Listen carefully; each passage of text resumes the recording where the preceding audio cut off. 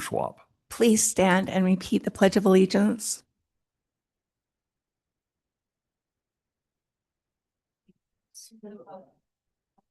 States of America, and to the republic for which it stands, one nation, under God, indivisible, with liberty and justice for all.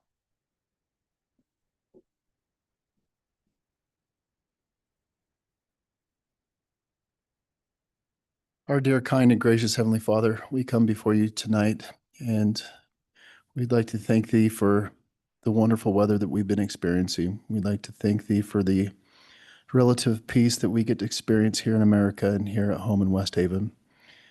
Father, we ask Thee that you may bless us with some water in our mountains, some snowpack. We are in desperate need this year. We ask Thee to look over all of our first responders and all those that serve their fellow man, they keep them safe. We ask for these things in the name of Thy Son, Jesus Christ. Amen. All right, thank you. I appreciate that, Councilmember Dixon and Councilmember Schwab. We'll move on to item 3, our public presentations.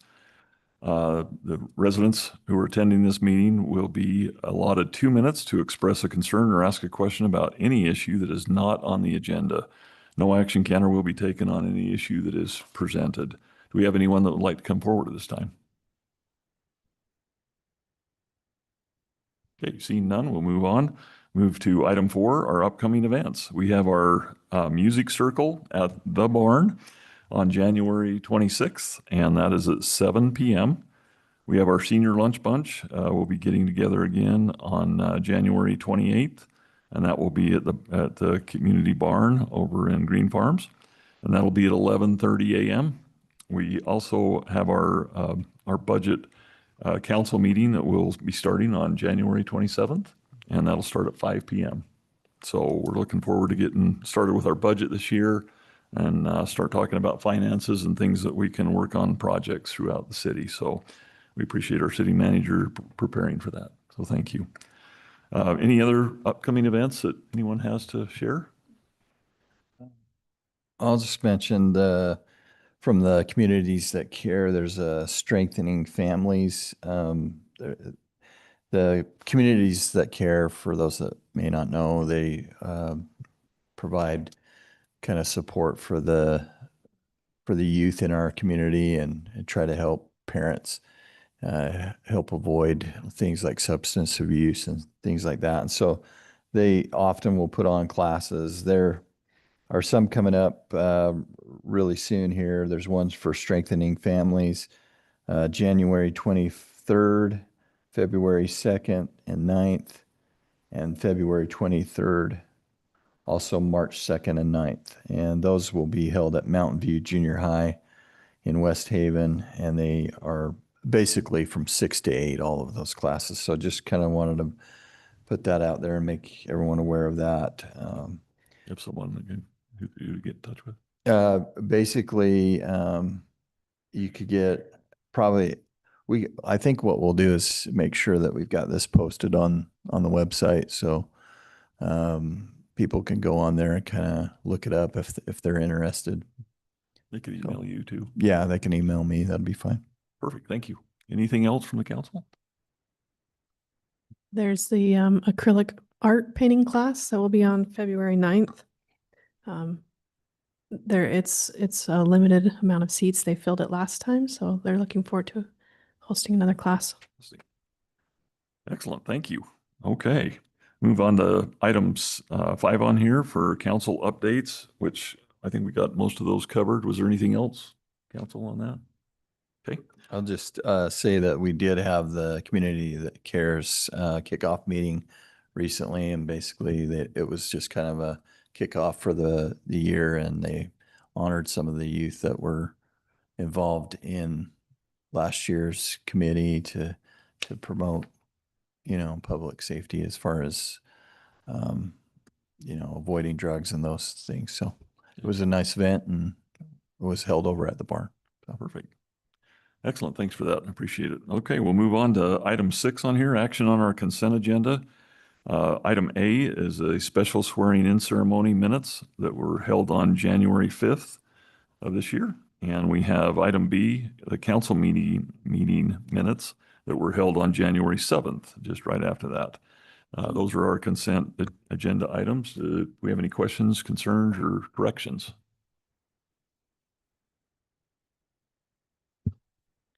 I will make a motion to approve the consent agenda items A and B. Second. Okay, we have a motion and a second. Any further discussion from the council on these consent agenda items? Okay, we'll do a roll call on this. Councilmember Call. Aye. Councilmember Saunders. Aye. Councilmember Schwab. Aye. And Councilmember Dixon. Aye. Okay, motion carries on that. Thank you. Item 7, a public hearing for the purpose of receiving public input on an ordinance adopting an impact fee for transportation, for stormwater, parks, recreation, open space, and trails.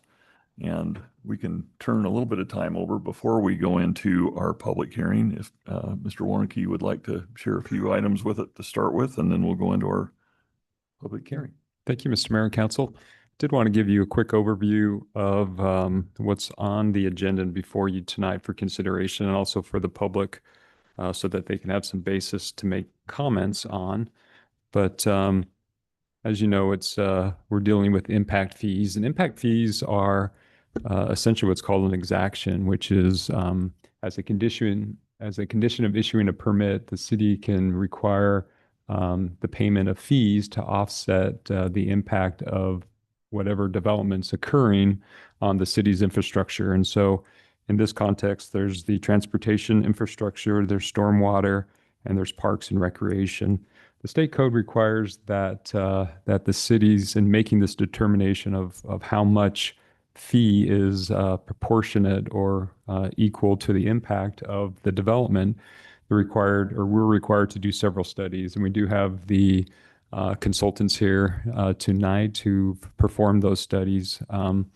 But the first study is called the Impact Fee Facility Plan. And I think there's 3 main elements that come from that Impact Fee Facility Plan. One is identifying the level of service, because by state code, you can't use impact fees to increase your level of service. So you've got to identify what that level of service is.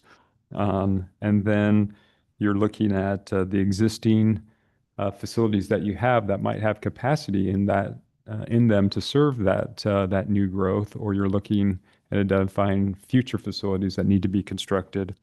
And then at that point, you're identifying what those costs are, and that leads into the impact fee analysis, which really formalizes what's called a proportionate share analysis, which again is aimed at trying to determine the correct fee for charging new growth.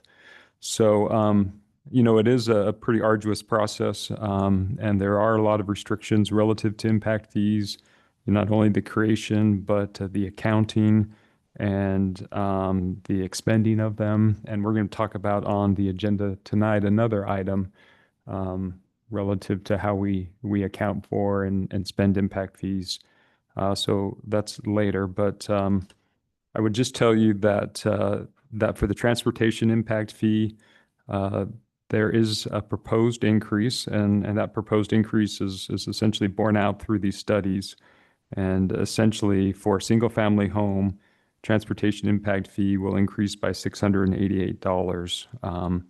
And that will be essentially the maximum fee that you can enact is $2,814. And that's, again, for a single-family detached house. For commercial's based upon trips and a cost per trip. And there was an increase of the cost per trip by $73. So we take a look at the land use or the type of business and the number of trips it'll generate, and then multiply it by this cost per trip, which if you adopt the what's being proposed, it'll be $298. For stormwater, I did want to mention that we did change the methodology in the context of what's called the demand unit. And essentially, we were using a per acre basis to make and assess impact fees. And now we're going to a impervious square foot as the unit to assess impact fees. And so it did change essentially how we apply and administer those impact fees. We feel like this is a better approach at accomplishing what's called that proportionate share analysis. But looking at essentially a single family home again on a quarter acre, the increase will be $35. And so the maximum impact fee for single family on a quarter acre is just looking, I think it's this $916 if I'm seeing that right. So yeah, it is $916. And then lastly, the other impact fee that is being considered for approval tonight is Parks, Recreation, Open Space, and Trails. And there is a significant impact fee increase for this one. And essentially, it will increase by $3,000, $3,117. So the maximum impact fee for parks will be $5,260, and again, that's for a single family. The other thing I just wanted to mention is that the consultants, we appreciate all of their work. It's been a long and difficult process. They've done a great job for us. They are required by state law to sign an affidavit, more or less, that states that they prepared the impact fee according to state statute. Amy also did a lot of work in preparing the impact fee enactment ordinance, which we think is a better version. One thing I did want to bring your attention to in that impact fee enactment, it'll approve essentially those studies that I talked about, the impact fee facility plan, the impact fee analysis, and you'll adopt, the certain fees or those maximum fees that I talked about.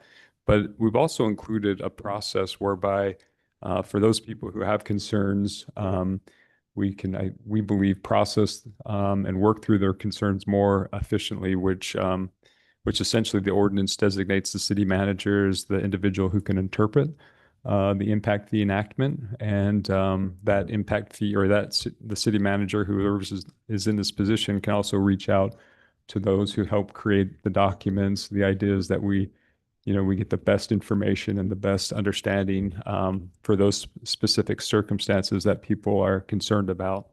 And then if there's still concerns after an interpretation, it will go to a hearing officer for them to make a determination. And we reference a hearing officer that we have already established in our ordinances. And so we do believe that's an improved process.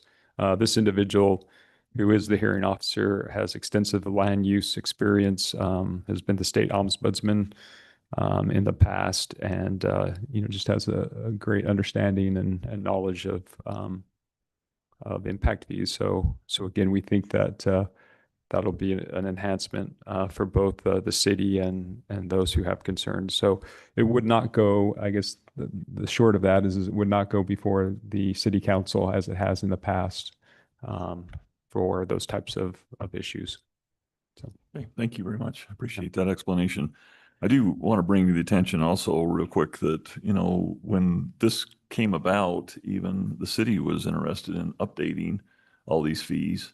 However, citizen input had a lot to do with this, and to go through, especially by creating some of this. So I really do appreciate the fact that, we learned a lot, I think, from that incident that in charging and trying to work through some of the issues. So I think it was a good practice for us to go through, and I think we're on the right track to move our impact fees into a better category, and appreciate all the work that's been done on that.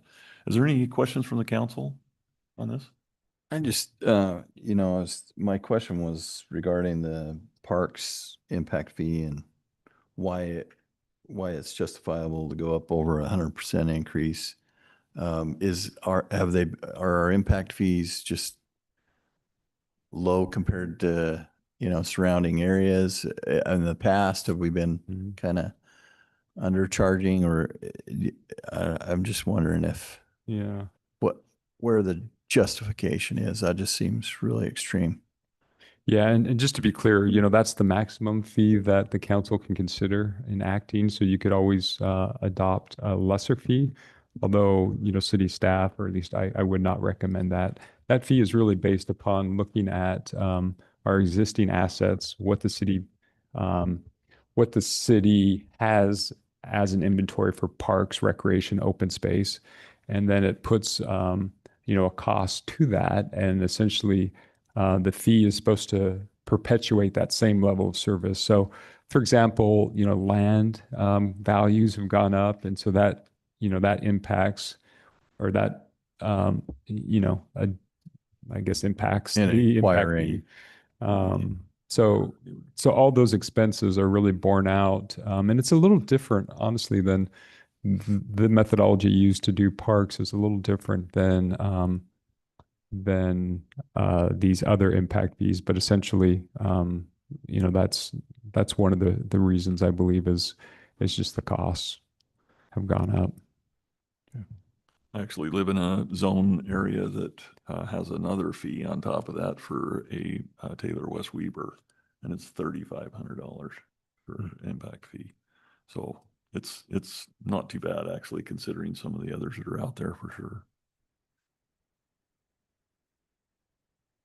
Any other questions before we go into public hearing? Mr. Mayor, just one last thing I meant to mention is, so there's a 90-day runway. So, that really allows people who are through the process, or, getting their financing, or trying to essentially, work through fair notice. So there is a little bit of an opportunity for people to have notice, and the impact fee, as I mentioned, is collected and exacted at the issuance of a building permit, typically. So gives people time to try to move through that process quicker if they need to. Okay. Thanks, Sean. Anything else? Okay, if there's no other questions from the council, we'll move into our public hearing. I'm ready for a motion. So moved. Second. We have a motion and a second. Any further discussion on moving into public hearing? Okay, we'll do not a roll call, we'll just do a vote on that one. All in favor, say aye. Aye. Any opposed? Okay, motion carries. We're now in public hearing. So if you'd like to come forward, you're welcome to do so.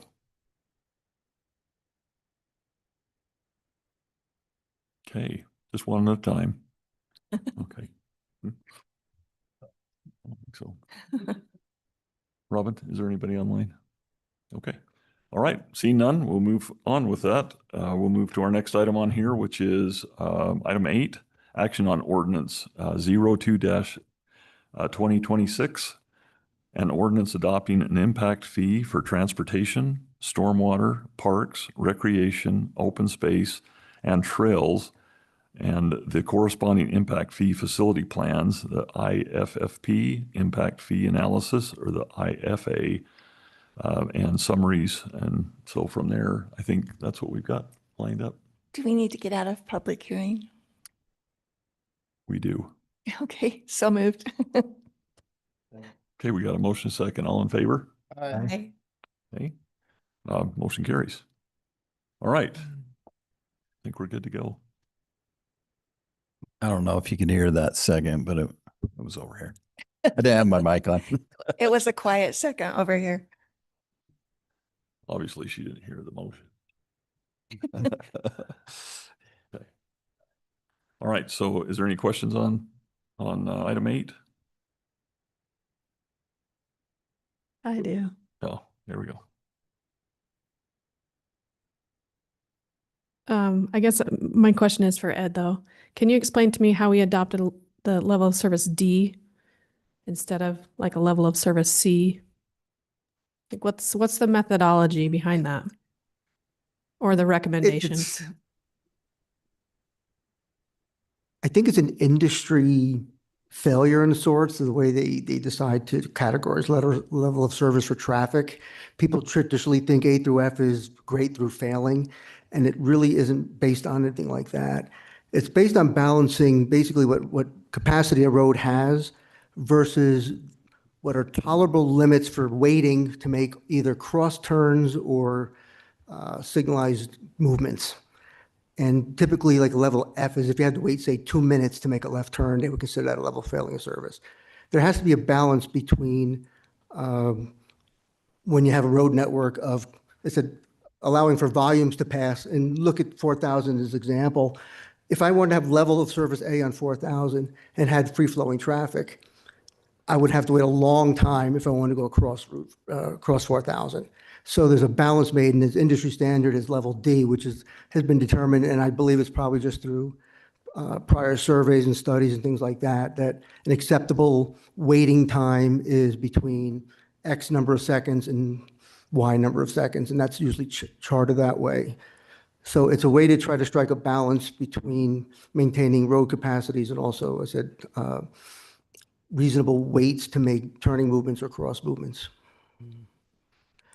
So you could make something level A and make, say, I'll use an extreme example, make, Midland 8 lanes, and you get level of service A through Midland, but you would not be able to get level A service of any of the cross streets or at the signals because you couldn't process a number of vehicles at the same time. So you wouldn't be able to cross Midland because it's so good. Correct, because you get, and you see this mostly on UDOT roads. They do certainly give priority to the main direction of traffic. So if you're, I experienced when I go to 4,000, if I want to make that left turn going north onto Midland, it's a very quick turnaround. Maybe 3 or 4 cars get through a cycle because the priority is given to moving the major traffic that's going up and down Midland, and whatever the timing cycle UDOT set for that, that's probably based on a level of D saying that people will wait 1 minute or 90 seconds or whatever the category. There's rough categories. I think Joe Perrin was on the line. I am. Still on there. I'm here. Did I explain anything differently, No, Joe? you, Okay. you were there. The short answer is yes. That's the industry standard, that level service is D, which means in your peak times, your AM or your PM times, that's when you're talking about D. The rest of the day could be A, B, or something better, but that's your critical time.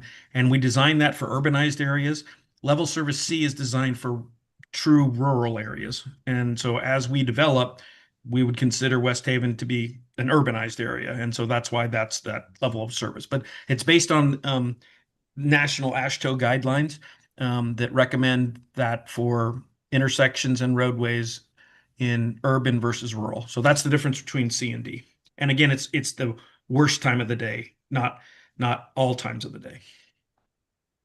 Mr. Mayor, Yes. I could, one thing that Joe did a great job in writing the narrative on it. And one thing that I really learned that I appreciated is he talked about level of service D. Actually, instead of it being a negative, it's really a positive in the sense that it's when the road network is operating at its most efficient. That is that volumes of traffic can be accommodated within those tolerable wait times that that Ed mentioned. And so that's the balance, but he termed it as a way that we gain the most efficiency out of our road network.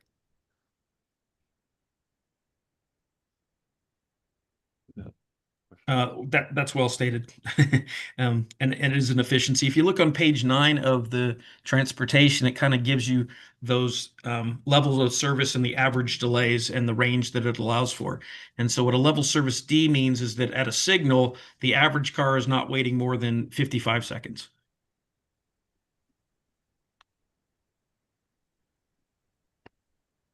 When we're talking signal, we're talking a light, not necessarily a stop sign. No, in fact, that in the same table, it's table 2. They have unsignalized, which would be a stop sign, and then you have signalized. So actually, a stop sign means that it's between 25 and 35 seconds is the average delay for a vehicle.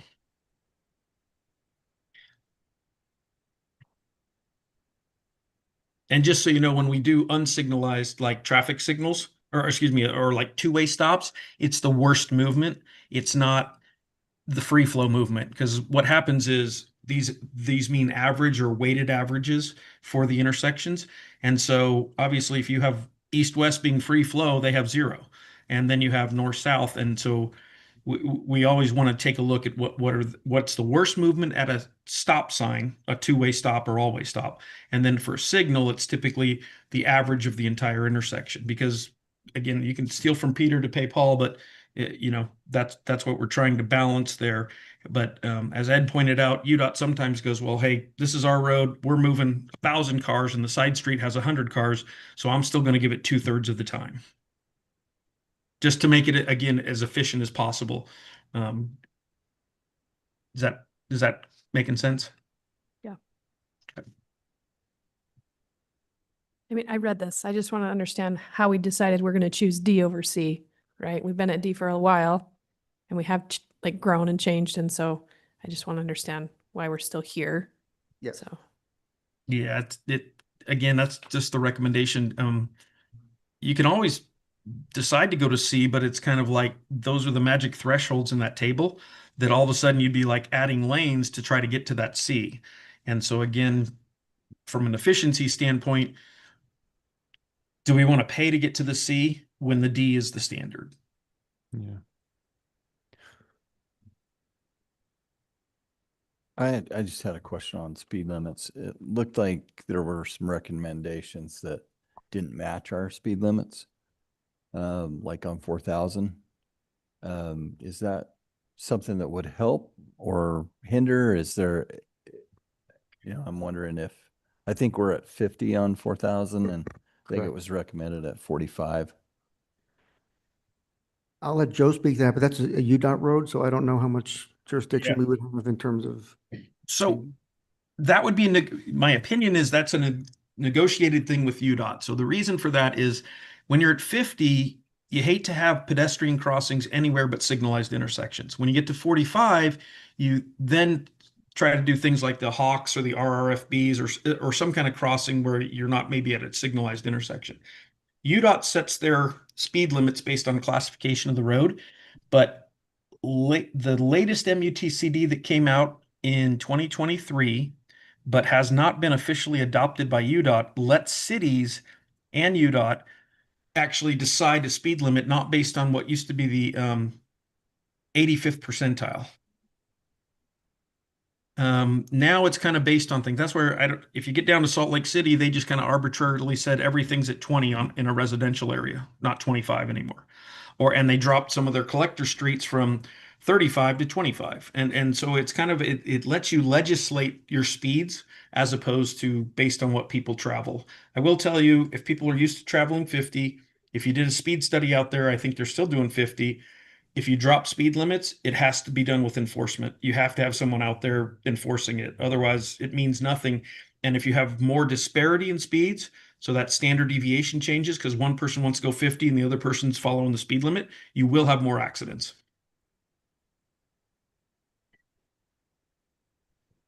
Okay, thank you. Mhm.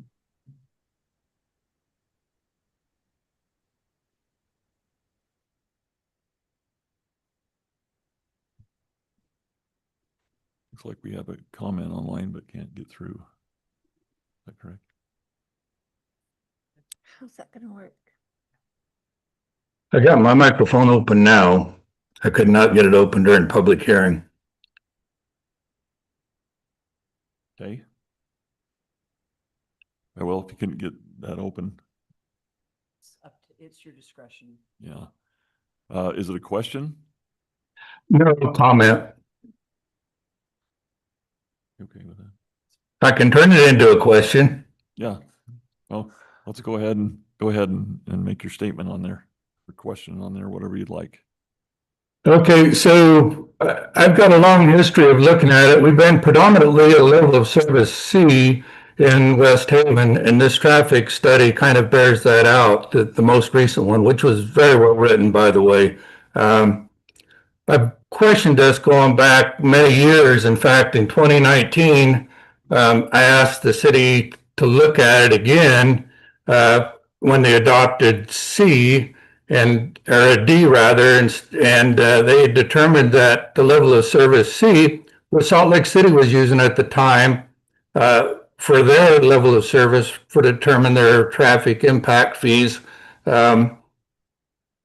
If we had adopted C, our impact fees would have been higher. And so here we are setting predominantly at a level of C, the impact fees that we could use for capital improvements for 3300 South Connector, et cetera, we're not collecting.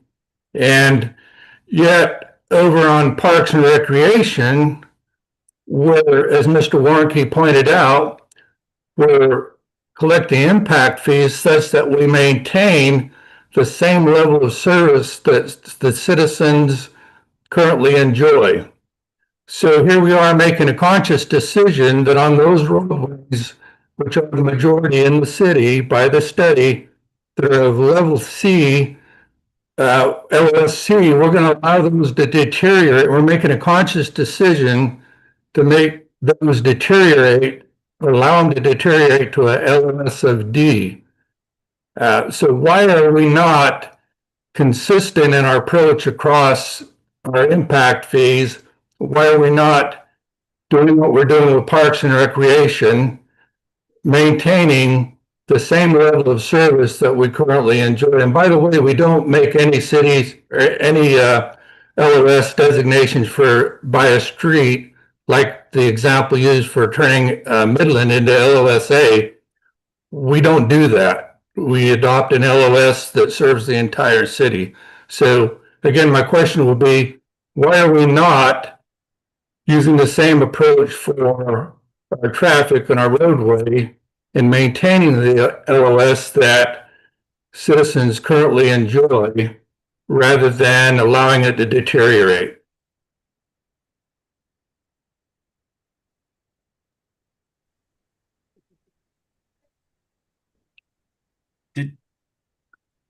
Did you want me to respond or?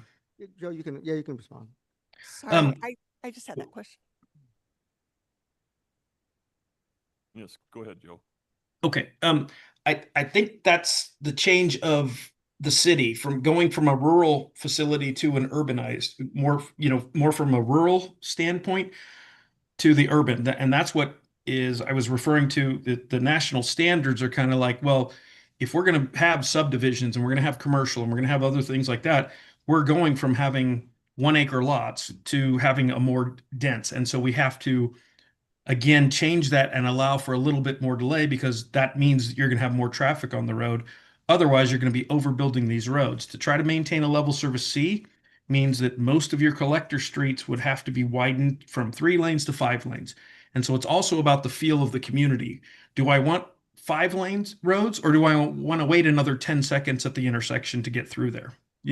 And so it's just what you want for that. There's some cities that are actually introducing congestion and saying, we don't even care if it fails in the peak time, because throughout the other 22 hours of the day, the AM and PM may be bad, but the rest of the day, everything's still slower. And that's kind of what Salt Lake City, Mill Creek, some of the other urbanized areas are starting to change their philosophy. But the reason for the change from C to D, to answer your question, is because of the change from a rural to more of an urbanized setting based on development. Yeah, and I would just point out, in 2019, when Salt Lake City was still using LOS determinations, they had adopted an LOS of C, our largest city in the state, while West Haven was adopting an LOS of D. As you point out, Salt Lake City no longer uses that LOS to determine their impact fees, and I understand that. Yeah. But clearly it's not necessarily an urban, rural kind of an issue right now, or it wasn't then for Salt Lake City. Right. I think the key thing too is we need to make sure that that's where the city wants to go, and make sure it's not a fundraising device too, because if you decide to determine that, hey, we want a level service C, I don't know exactly what the numbers would be, but I would guess that to go from a D to C means your impact fees are going to possibly double. And so then it almost looks like a fundraising event. But there again, as you point out, the use of those funds is guided by state law, and Mr. Warnke pointed that out. And if they're not used, then they are to be returned to the individual purchasing the home that paid those impact fees. I think there's a 3-year time limit on using them for capital improvements? I think it's 6, but 6? Yeah, okay. But yeah, I don't want to dominate the conversation. I think the idea here is then you also have a potential legal challenge of, wait, you decided to become more urbanized, but you want to maintain a rural guideline for the impact fees. And so I would just caution that that's going to look like a fundraising event. Okay, I get that. I just want to make sure that as a city, we're making a conscious decision to allow our wait times to deteriorate. That's all I'm saying. And I'm not certain that we've ever looked at that in terms of the city council making that decision, which I think when it comes back to funding, it lies within the purview of the city council to make that determination, or at least be a part of it. So that's all I had. So thank you very much. Yeah, thank you. Appreciate it, George. I think the point Mr. Perrin made was important, or Dr. Perrin made, was about overcapacity of roads, because if you look at what we're also going to be getting, we're still going to have excess capacity, even after we expand these roads. So you want to guard against overbuilding also. Okay. Yeah, I think there's some good points made overall. Absolutely. Any other questions from the council on this? No, I guess, Sean, you're talking about this chart that's determining what the fee is based on the type of business. You're going to have some leeway in that, Well- right? If you're determining, I'm just looking at it like, okay, it's based on square footage of a daycare. So some are going to be small, some are going to be large. I just want it to land at this number for no matter the size of the daycare. So Right. the chart, and you know, Joe's here, but let me just take a quick shot at this one. So the chart will say what the land use is, and then it'll talk about how many trips are generated. Right. It's through the ITE, the International Transportation Engineer, and studies, and they're really specific, and there's really quite a few land uses. It's very narrowly defined, and so you might have like 5 different definitions or trips prescribed to different types of daycare, for example. And so anyways, then it's just making sure that definition matches closely what is being proposed, and then applying those trips based on square footage. Okay.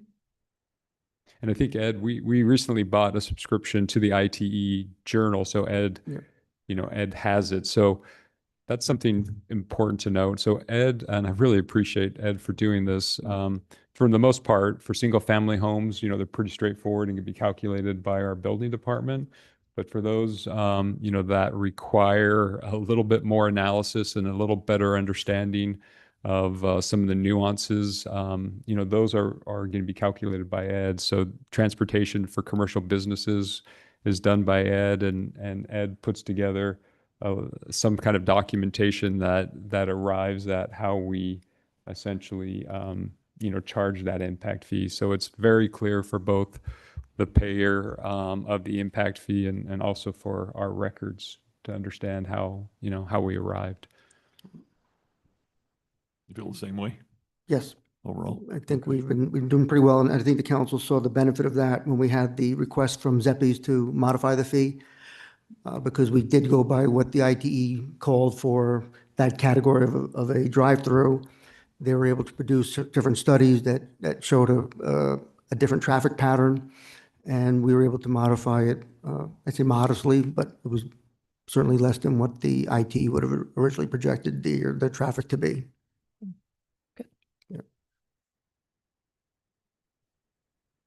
I also feel like, you know, having that flexibility to some degree also allows for, you know, our commercial Yes. to have that flexibility, so that when we're working with our commercial groups that are in certain business zones, that Yeah, there's certainly economic development consideration here too, because the impact fees can be substantial for certain developments. yes.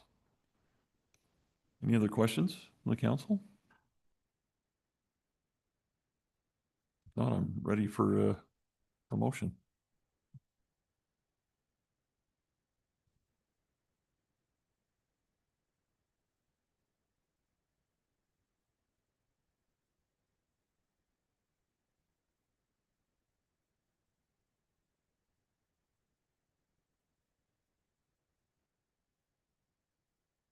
I'll make a motion to adopt ordinance 02-2026, an ordinance adopting an impact fee for transportation, stormwater, parks, recreation, open space, and trails, and the corresponding impact fee facility plans, the IFFP, the impact fee analysis, the IFA, and the summaries included. Second. Okay, we have a motion and a second. Any further discussion on this particular ordinance? Okay, we'll do a roll call on this one. Councilmember Call, Aye. Councilmember Saunders, Aye. Councilmember Dixon, Aye. Councilmember Schwab. Aye. Any motion carries on that. Thank you for your work on that. Appreciate that. Thank you, Mayor. It's a big issue for our city to Get through. work on for sure. And thanks for everybody working on that.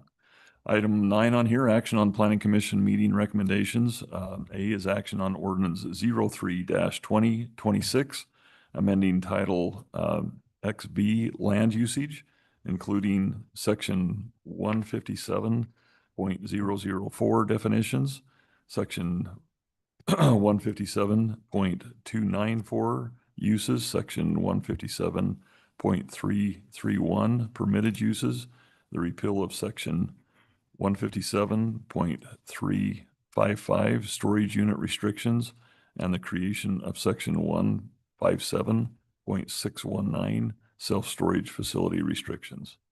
Mr. Warnke, would you like to help us with that, or? I'll handle it, Okay. if that's okay. Thank you. Yeah. Thank you, Mayor. Mhm. So this ordinance is addressing our storage unit regulations. The council will remember a couple months ago, we had an individual who came to our public comment section, our public forum, and expressed some concerns about it. There was some discussion at a workshop or during the work session from the council meeting a couple months ago, and some general direction to staff to look into the issue that were presented and potentially come up with a solution to address those concerns that were brought up. So the ordinance before you is what staff and the planning commission have put together to address the concerns that were brought up in that meeting. And maybe just to preface my discussion tonight, the initial recommendation was to approve the ordinance for tonight. Just before this meeting, I had one of our members of our team expressed some concerns with some of the language and how we defined open self-storage and maybe clarifying a few things like that. And because it happened, because I only talked to him just this afternoon about it, I have not had time to come up with a solution, though I do think there is. So I do think we could clarify that. So I think tonight what I would recommend is continuing it, just so I could take those concerns and make sure that we address those properly if the council sees fit. But beyond that, I'll walk through some of the different changes and kind of why we made the changes that are proposed. And then if there's any questions or changes recommended, we can go through those. So the big concerns that came out of that meeting was really the setback for storage facilities. It's required that the storage unit complexes were set back 800 feet from the center line of listed major corridors. And in practice, that made the development of a lot of these type of facilities very impractical in a lot of places and impossible in a lot of others. And so the aim of this ordinance was to still protect our corridors, to make sure we didn't have storage facilities right up against the highways and roadways, but to lessen that setback to allow some properties to be able to still have that as a development option. And so a couple of things that we first wanted to do was redefine how we define storage units and self-storage facilities. Essentially, within the industry itself, typically they're no longer, in our code, we just called them storage units. But typically, when you look at the industry and how they're defined across other municipalities, typically they're defined as self-storage facilities. And so the first thing we did was just change what we're calling them, where a storage unit refers to normally just a single unit of where you might store something. Self-storage facilities normally refers to the complex itself. So we added definitions for self-storage facility, open self-storage, and for storage unit to help in our definition or help define what we're actually regulating. And as mentioned, there was a couple concerns brought up by a staff member about how we defined open self-storage. And we'll I feel there's essentially they felt like there was some vagueness, and it was just the definition itself was a little bit more detached from the open self-storage facility. So I believe that's something that me and Damien can work on and bring back a little bit better and clearer definition for that. So the next changes that are being proposed really gets into the uses. So under the current standard, there's just a line within our storage unit that says you can only build storage units in M1, M2, or mixed use zones. It's not specifically listed in a permitted or conditional use in any of those zones. It's just listed that it will only be allowed in those areas. And so what we've done is we removed that line completely and then made it a permitted use in M1 and M2 zones. We removed it from mixed use zone. And then we also clarified that it's a not permitted use in commercial C1 through C3. And we also removed in that land use, I'm trying to find exactly what it's called. There's within C3, it was conditional for recreation vehicle trailer storage. And we just removed that completely out and then just made self-storage facilities not permitted in any of those zones. So to clarify that this open storage wouldn't be allowed in our commercial zones. So the next set of change, and then we also, and as I mentioned, we added it as a permitted use within our M1 table or list. And by default, if it's a permitted in M1, our M2 zone references our M1 permitted use and says all of those uses that are permitted in M1 are also permitted in M2. So we didn't have to add anything within that zone. So the next change that we did is currently our storage units are, the standards are listed as a subsection under M1 and M2. And our proposal is to remove that section completely and then just add self-storage facility restrictions as its own separate section of code under our supplementary chapter, which has a lot of our standards for kind of things like this that don't really have a good spot that fits anywhere else. And so the big change, and then we made several changes to that to that language, and I'll highlight those. So the first big change that we made is that no self-storage facility shall be permitted south of 3300 South. The code currently reads south of 4000 South. So 3300 South is really kind of as you're heading north, is really kind of the start of our industrial area, especially along 1900. And so after looking at our zoning map and our future land use map, we did not really see a place that we felt was appropriate for storage units south of 3300. And so we decided just to clarify that. There are a couple industrial zones that are located south of that, but our future land use map does not have them listed as industrial in the future. And so we felt like we just not have them permitted anywhere south of that roadway. The next set of changes we did, this would be in section B of the proposed new code, is what really hits at kind of the initial complaint that we received about the standards, is that they're permitted in M1 and M2 manufacturing zones, provided that they are set back not less than 100 feet from any right-of-way boundary and not less than 250 feet from a right-of-way boundary of any of the following major corridors. So 1900 West, 2100 South, Wilson Lane, 2550 South, and 3300 South.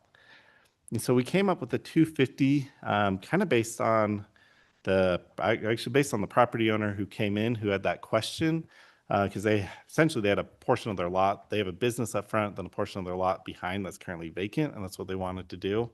And that is the beginning of that portion is about 250 feet back from the right-of-way boundary.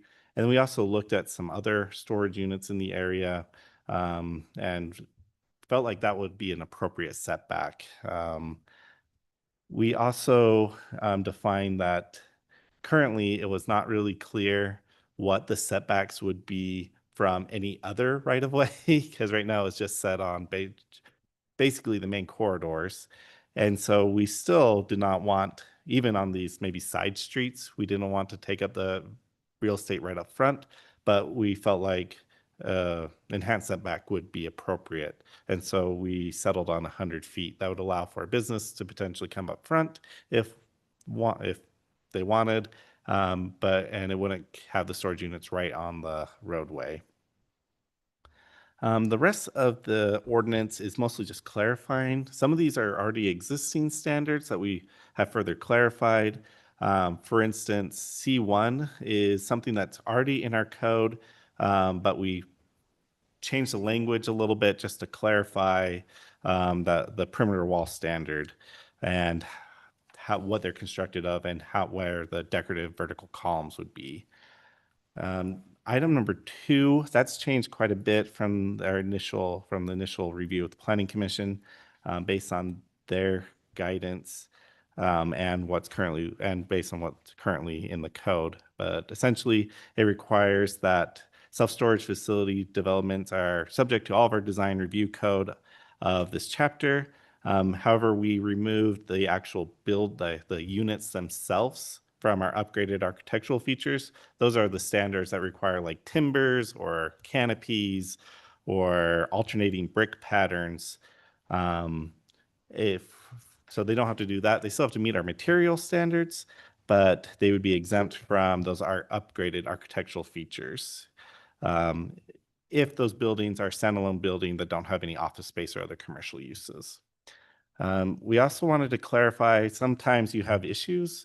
The next three standards are really just trying to clarify issues that occasionally arise, that people sometimes want to operate businesses out of storage units. Sometimes they want to live or occupy a storage unit, or in the open self-storage spaces, sometimes they'll have a vehicle or trailer RV and they want to live in there.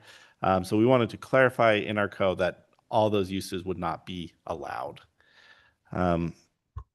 So those were really just kind of a summary of the changes that are proposed. And are there any questions? I just had a question on the open self-storage. Would they still require to have the same perimeter? Correct. Like the fence, the same type of material and everything? Yep. And so that's actually one thing we want to clarify in the definition, that the open self-storage has to take place within a self-storage facility and therefore would meet the standards. Okay. That's one of the concerns that was brought up, and after reading it, I felt like that could be clarified. So would your recommendation tonight be to? I would support it? recommend continuing it so we can bring back a new definition for the open Table? self-storage. Just table it then? Yeah. Okay. But if there are any other changes or concerns that you'd like me to address in the meantime, I'd love to hear them tonight. Steven, can we talk a little bit more about the 800 to the 250? Yeah. You mentioned that staff thought that would be a better use there. What storage unit did we use for reference on that to come up with the 250? Let me look. I know one of the big drivers was of that distance was we were looking at, because there was a particular property that came in that had a concern about it. And so we looked at what the maximum would be that would still allow that property to function. That's where the first 250 came from. We also looked at, there's another set of storage units. These are a little bit further back than 250. So just to the north, yeah, Safe and Sound Storage Yep. is 450 feet right now from curb to the Correct. base of that. Yep. Yeah, I have that. Well, from the property boundary, I have about 400 feet, but I think to the buildings is about 450. And so this would be about half of that distance that would be allowed. And I thought we looked at one other one, but I don't remember what it was. And I don't even remember if the one that we looked at was within West Haven.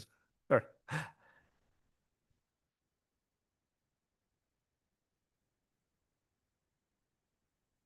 Are we still allowing, as I should say, Rocky Mountain Power under the power lines? Are they still allowing that type of usage?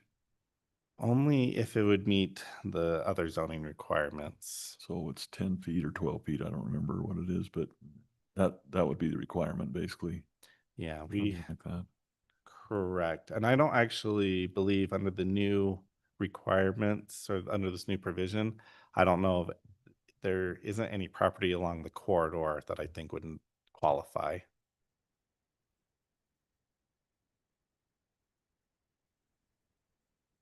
So I guess your question is to push it to 400. Yes, I would like to see it go to 400 feet. In our first conversation, when we had this, whatever it was, months ago, we pointed that one out for reference because that one, I think, fits well where it had some businesses in front. 400 is less than what they have now at 450. I think just making it match the applicant's distance is not in the best interest of West Haven. Okay. So I can recommend 400 feet. Okay. And just, that we can definitely can do that. I will point out for this one property owner in particular that brought up the initial concern, his property line that we're looking at really starts about 200 feet where he could do it. And then the main section is about just over 300 feet. So that property may not be able to actually do storage units if we increase it to 400 feet, but that's a change we could make. Do we measure from the middle of the road, from property? I would like to do the right-of-way boundary. I think it makes it consistent. And it's easier to define than center line. I think just make sure that's defined clearly where that line is. So when people just want to bring something to the planning commission, they can have it clear.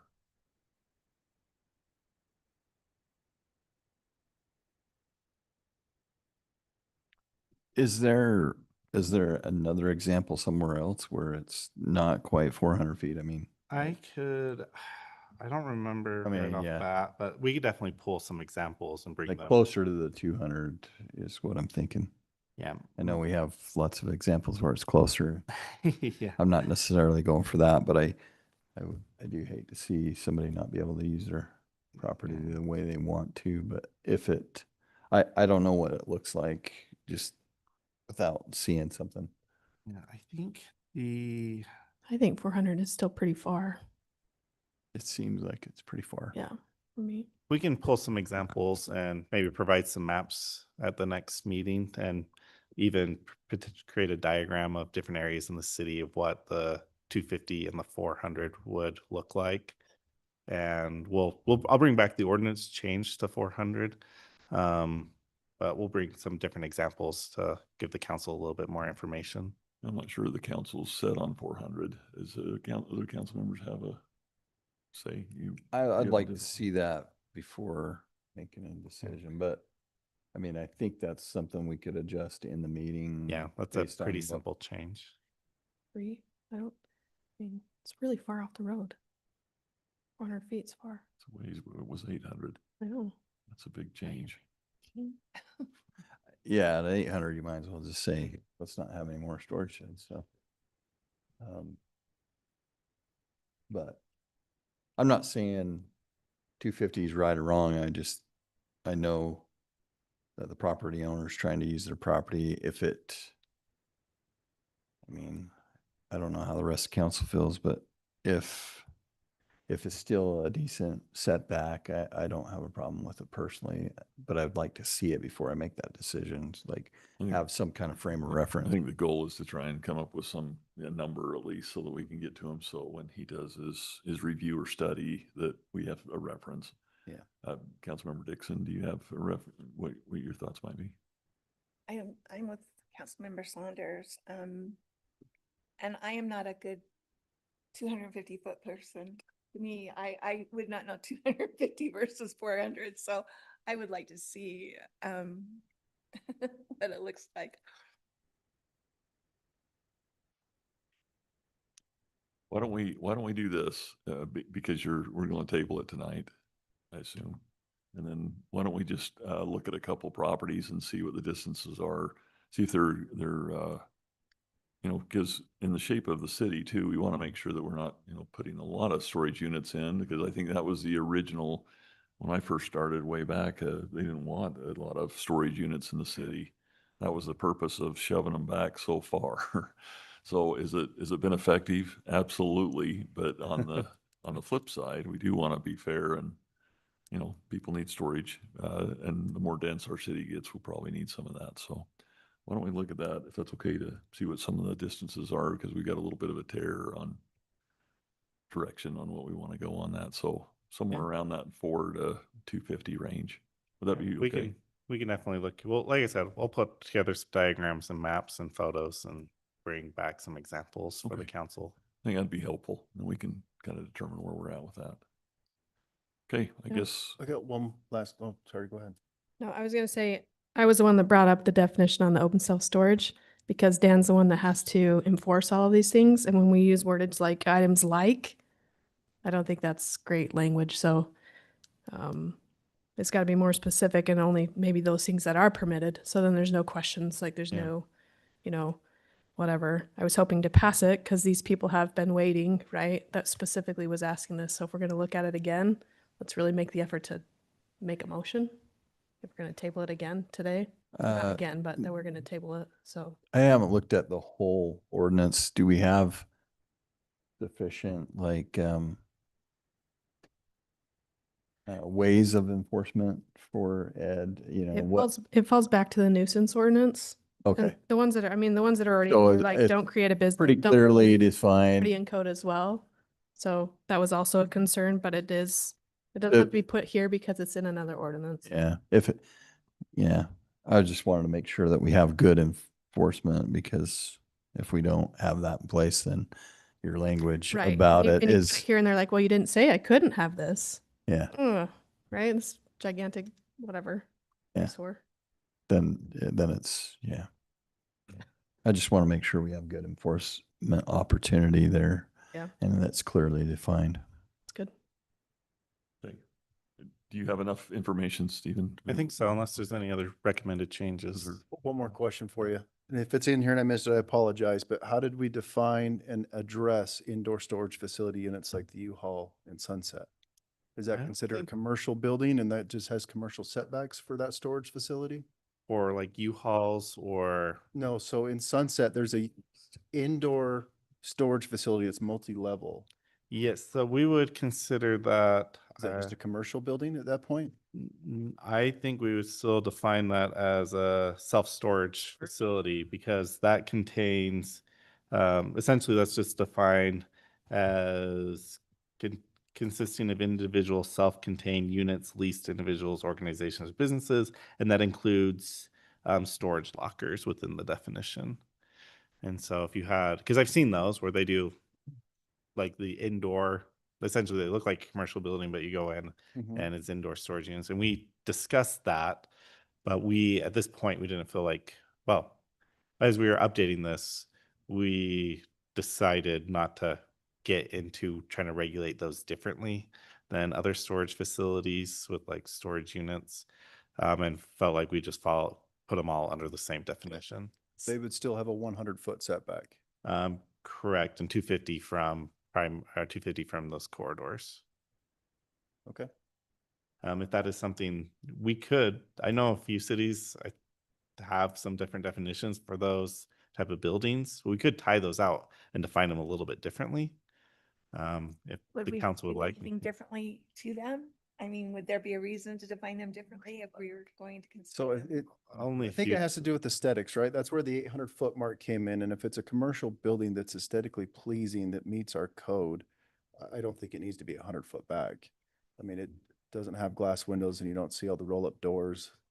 I mean, I think that would be treated differently. It'd just be another commercial building from the outside.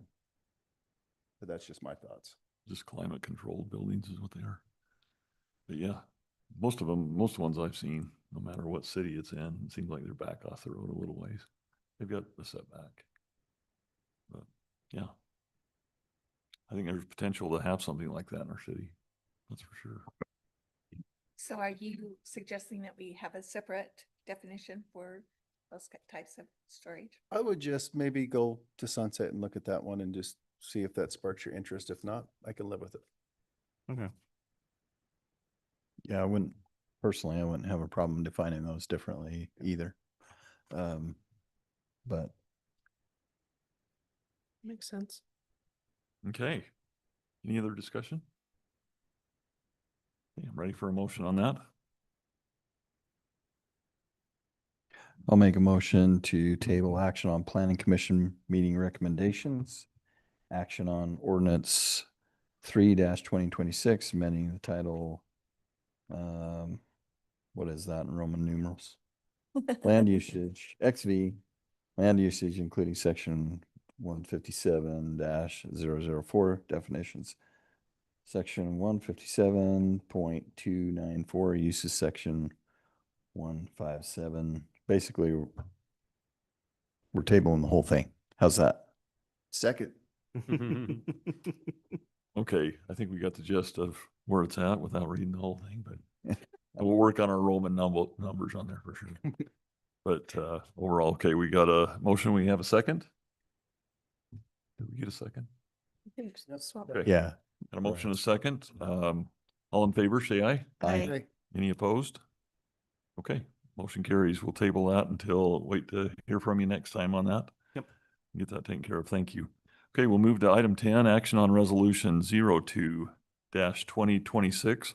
The award bid for 5100 West irrigation diversion relocation. Ed's up here. He's ready to go. Okay, anything you'd like to share with us on that? Yes, Mayor. We're here to ask the council tonight to consider recommending a contract award for what we call the 5100 West Irrigation Diversion Improvement Project. This is a second, I'd say, pre-project in anticipation of the full road reconstruction of 5100 West. It's a rather small project and it involves replacing about 250 feet of damaged existing irrigation line and moving an existing diversion box. We advertised for bids. We got a lot of bids. We got 19 bids in for the project. And the low bid was Morgan Asphalt in the amount of $68,204. They were the lowest responsible and responsive bidder, and staff recommends that the council award the contract for this project to Morgan Asphalt in that amount. Okay, thank you. Thank you for your work on that too. Appreciate that. That's a lot of bids. Excited to see that number now. Yeah. And I was talking to Ryan about it, since we did go on bonfire, we get a lot more responses.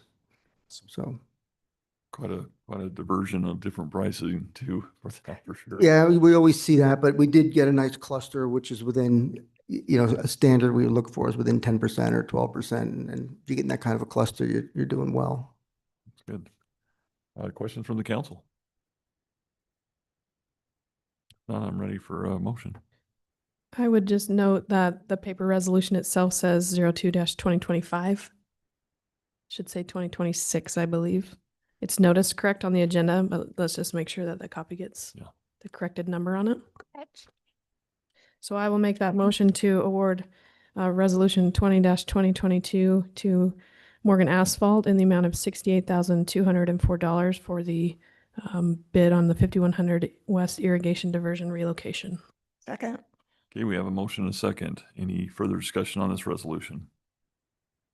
Okay, we'll do a roll call on this one. Councilmember Call. Aye. Councilmember Dixon. Aye. Councilmember Saunders. Aye. And Councilmember Schwab. Aye. A motion carries on that. Thank you for that. Appreciate you, it. Mayor.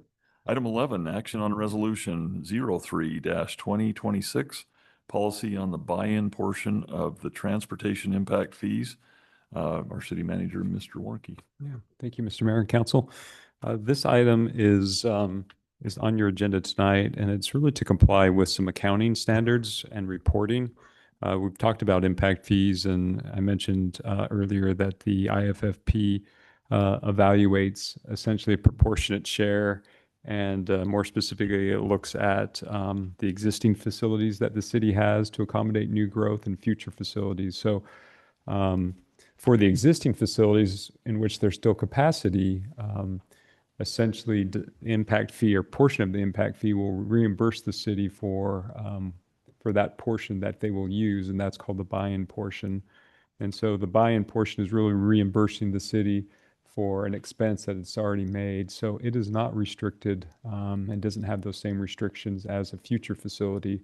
The buy-in portion of the impact fee can be used for any governmental purpose.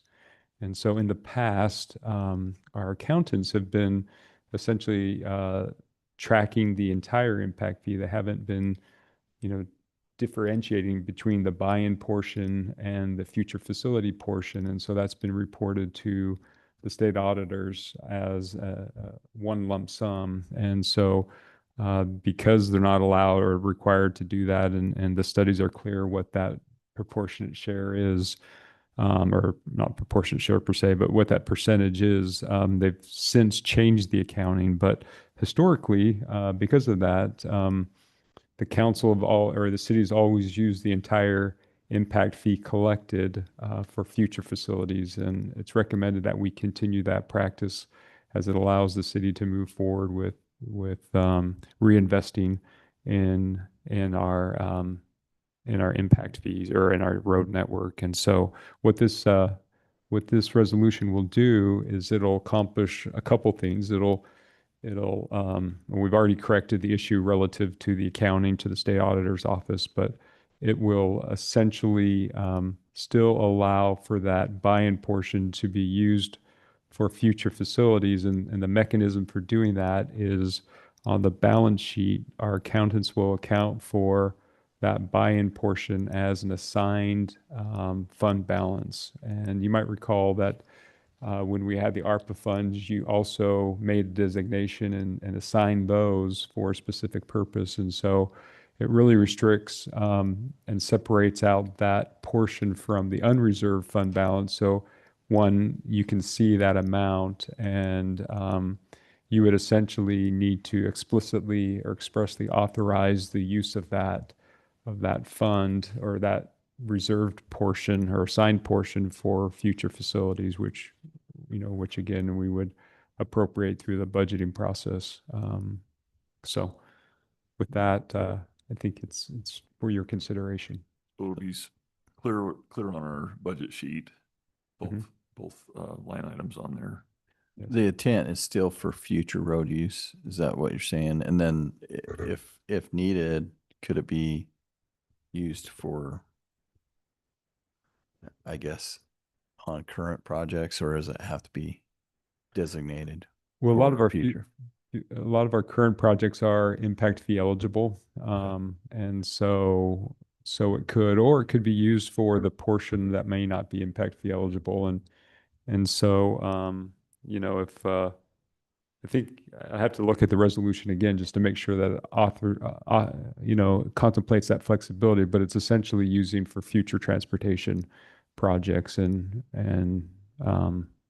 so I think there is that discretion, and really it would come before you to make that decision collectively to appropriate those assigned fund balance for a transportation project. So we'll be using 53%. Is that the number that's in there to add into the buy-in? So, and will the rest of the balance be calculated into the other, or is that? Yeah, 53% is the buy-in portion. So for every impact fee, 53% is buy-in. And I have to look, we're right in between impact fee. And so I'd have to look to see, I think that was referencing our existing one. I'd need to look to see what the percentage is going forward. It looked like it's set up on the resolution that way. What's that? Like it's set up on the resolution that way. Well, I think the resolution is probably just referencing in the whereases. It is. Okay. Yeah. And I think it's just giving you the background. But again, we're sort of in between. But from the auditor is the one who would look at our current impact fee, IFA, and understand what that percentage is and apply it. Okay, thank you for that explanation. Other questions for Mr. Warnke? If none, I'm ready for a motion. I'll make a motion to approve Resolution 03-2026, the policy on the buy-in portion of the transportation impact fees. Second. Here we have a motion and a second. Any further discussion on this resolution? Okay, we'll do a roll call on this one. Councilmember Dixon? Aye. Councilmember Saunders? Aye. Councilmember Call? Aye. And Councilmember Schwab? Aye. Okay, motion carries. Thank you for that, Sean. Appreciate it. All right, item 12, advice and consent. of Mayor Pro Tem submitted by Mayor Vanderwood. This is for moving forward at this point. And my selection on that was, and through the council, was through to add Mr. Ryan Saunders, Councilmember Saunders to that. So if we can get an approval for that, we appreciate, because I'm planning on going on vacation in March and we'll be back at the end of December. Well, thank you for your volunteering on that. Got to learn my Roman numerals first. But if you have any questions or concerns, please make it known. If not, I'm ready for a motion. I'll make a motion to give advice and consent to appoint the mayor pro tem to Councilmember Ryan Saunders. Second. Okay, we got a motion and a second. Any further discussion on this? All in favor, say aye. Aye. Any opposed? Did you vote for yourself? Okay, just wondering. Okay, motion carries. Appreciate that. Recuse himself. All right, on item 13, it's on the agenda, and this was for advice and consent of a city treasurer and appointment submitted by Mayor Vanderwood. My recommendation on this through the city manager and some discussion that we table that until the next round. So if we can get a motion on that to table that. I'll make a motion that we table the advice and consent of the city treasurer appointment. Second. We have a motion and a second. Any further discussion on this one? All in favor, say aye. Aye. Any opposed? Okay, motion carries. Item 14, advice and consent of one West Haven Special District Service District Board Member appointment submitted by myself, Mayor Vanderwood, to fill the remainder of one 4-year term. The term will be from January 21 of 26, which is today, through December 31st of 2029. Oh, That's okay. a change on there. I thought that was an awfully short term. Yeah. So anyway, the name that I'm submitting on there is, she's currently on the board itself, and it's for Alicia Maragoni. Any questions or concerns on that appointment? Not, I'm ready for a motion. I'll make a motion to give advice and consent for one West Haven Special Service District Board Member appointment to fill the remaining 4-year term from January 21st, 2026 through December 31st of 2029 to Alicia Maragoni. Second. Okay, we've got a motion in 2 seconds. I think Councilmember Dixon was more strong on that second. Okay, we got a motion and a second. Any further discussion on this appointment? All in favor, say aye. Aye. Any opposed? Okay, we'll let her know that she's back in again. Item 15, advice and consent of one West Haven Special Service District Board Member appointment submitted by myself, Mayor Vanderwood, to fill one 4-year term. The term will be from January 21 of 2026 through December 31st of 2029. That person submitted and reviewed and had a good conversation with, and that would be Nate Morse. And so he would be the one that is recommended for that. Any questions from the council on that? If not, I'm ready for a motion. I'll make a motion to give advice and consent of one West Haven Special Service District Board Member appointment to fill one 4-year term from January 21st, 2026 to December 31st of 2029 to Nate Morse. Second. Okay, we got a motion and a second. Any further discussion for this? Okay, overall for this appointment. Okay, all in favor, say aye. Aye. Any objections? Okay, seeing none, we'll move forward with him. We'll let him know. I guess he had to leave. He was Yeah, here a few minutes he ago. was here a minute ago. Well, we went a little long tonight, but that's okay. Item 16 on here, this is another one that we need to table because of some changes on the agenda and the way it was put together. We're going to go ahead and put this, but item 16 was for advice and consent of 2 committee or community events committee co-chair appointments submitted by myself, and the terms and everything need to change on that. So I'd like to just have a motion to table item 16. So moved. Second. Okay, we've got a motion and a second. Any further discussion? All in favor, say aye. Aye. Any opposed? Okay, motion carries. Item 17, action on resolution 04-2026, amending the West Haven City Personnel Policy Handbook. We turn that over to you, Mr. Yes, Warnke. thank you, Mr. Mayor and Council. So you might recall several months ago, the city adopted a policy that allows employees to use the barn and the pavilions free of charge, and it was done as an in-kind benefit.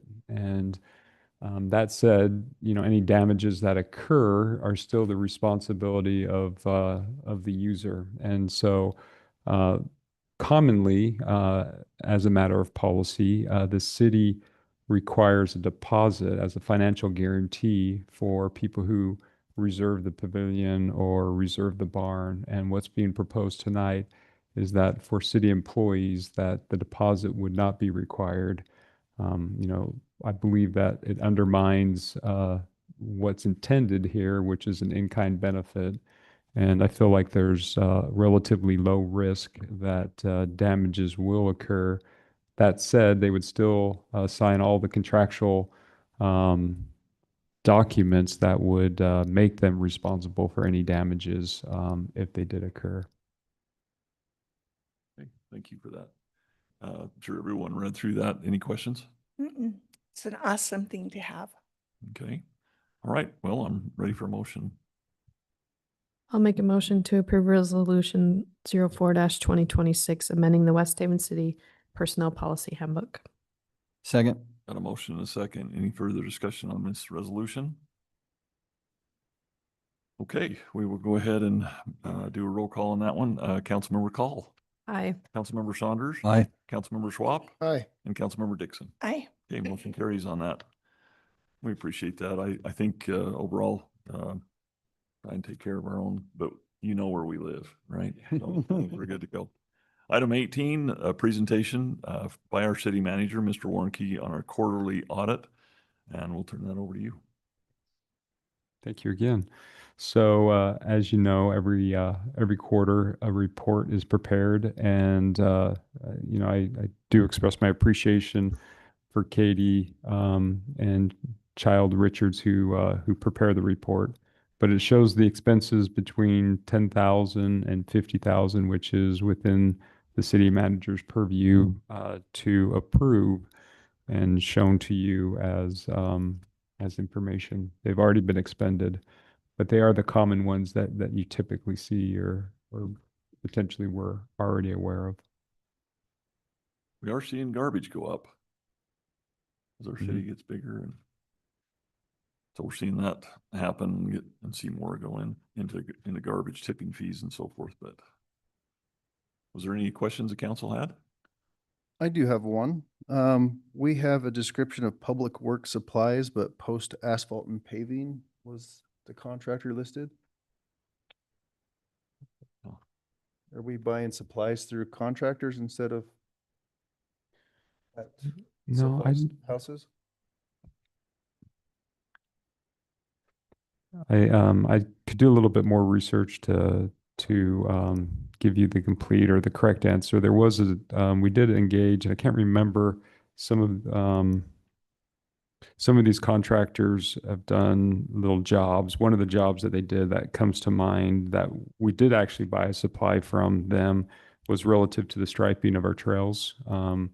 They use different signage and templates, and so part of the contract was for them to essentially paint the initial, but to give us the templates so that we could, replicate or maintain that striping or pavement signage. But I would need to verify for sure that is indeed this one specifically. But they do, this is a Cassell generated report, and my understanding is Cassell is, if it's an itemized billing, it'll just report the first item that's listed on that billing. So it's not always representative of really the majority of the expense. It's just by chance what was the first itemized description. Fair enough. Thank you. Any other questions?